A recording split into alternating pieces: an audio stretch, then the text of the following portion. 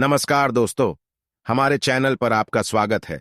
आज हम बात करेंगे भगवान शिव के बारे में। शिवलिंग क्या प्रदर्शित करता है, वह किसका प्रतीक है? इन सभी तथ्यों को आज हम आपके समक्ष रखेंगे।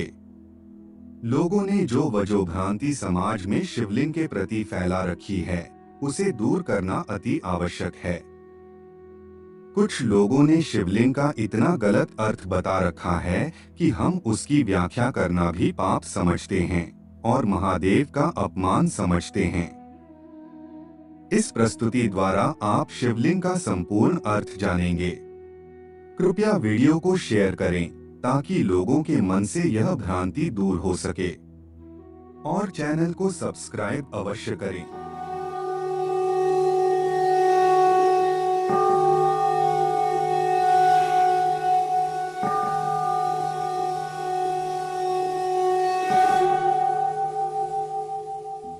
शिवलिंग एक संस्कृत शब्द है।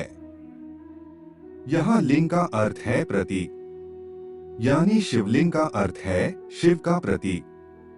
शिवलिंग को हम शिव का स्वरूप मान उनकी पूजा करते हैं। संस्कृत भाषा में जिस प्रकार पुल्लिंग का अर्थ पुरुष का प्रतीक और स्त्रीलिंग का अर्थ स्त्री का प्रतीक होता है, उसी प्रकार शिवलिंग का अर्थ शिव का प्रतीक है।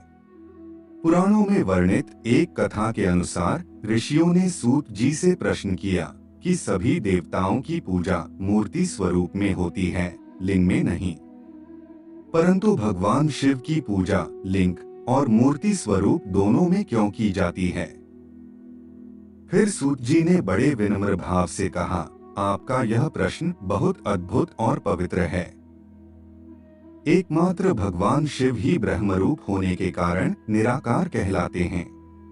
रूपवान होने के कारण उन्हें साकार भी कहा जाता है और इसलिए वे साकार और निराकार दोनों हैं। शिवलिंग शिव जी के निराकार स्वरूप का प्रतीक है। इसी तरह भगवान शिव का मूर्ति स्वरूप ही उनके साकार स्वरूप का प्रतीक है। साकार और निराकार रूप होने से ही वे ब्रह्म शब्द से कहे जाने वाले परमात्मा है। यही कारण है कि सब लोग लिंग को निराकार और मूर्ति को साकार दोनों ही रूपों में पूजते हैं। महादेव से भिन्न दूसरे देवता साक्षात ब्रह्म नहीं है, इसलिए कहीं भी उनके लिए निराकार लिंग उपलब्ध नहीं होता। शिवलिंग एक ऐसी आकृति है जिसमें संपूर्ण ब्रह्मांड व्याप्त है। आपने शिवलिंग को अलग अलग आकारों में देखा होगा, जिनमें से कुछ शिवलिंग मनुष्य द्वारा बनाए गए हैं और कुछ शिवलिंग भगवान द्वारा स्वयंभू प्राकट्य हैं। परंतु अगर हम प्रमुख 12 ज्योतिर्लिंग के संदर्भ में चर्चा करें तो उन सभी का आकार एक दूसरे से भिन्न है।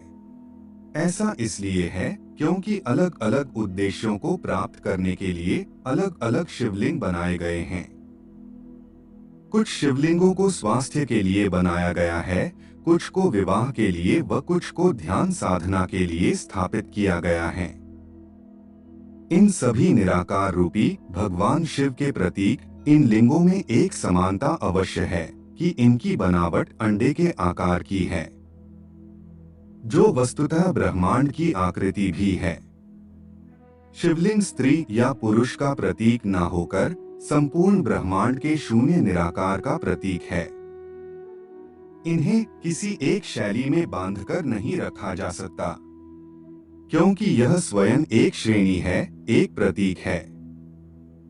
अगर आप वैज्ञानिकों द्वारा लिए गए अंतरिक्ष के चित्र को देखते हैं तो आप पाएंगे कि पुराणों के अनुसार संपूर्ण आकाश स्वयं एक लिंग है और शिवलिंग समस्त ब्रह्मांड की एक धुरी है। शिवलिंग अनंत है। शिवलिंग का ना तो आरंभ है और ना ही अंत। ब्रह्मांड में दो ही वस्तुएं हैं, ऊर्जा और पदार्थ। हमारा शरीर पदार्थ से निर्मित है और आत्मा ऊर्जा है। इसी प्रकार प्रकृति, पदार्थ और शिव भक्ति ऊर्जा का प्रतीक बनकर शिवलिंग कहलाता है। ब्रह्मांड की समस्त ऊर्जा शिवलिंग में समाहित है। वास्तव में शिवलिंग हमारे ब्रह्मांड की ही आकृति है।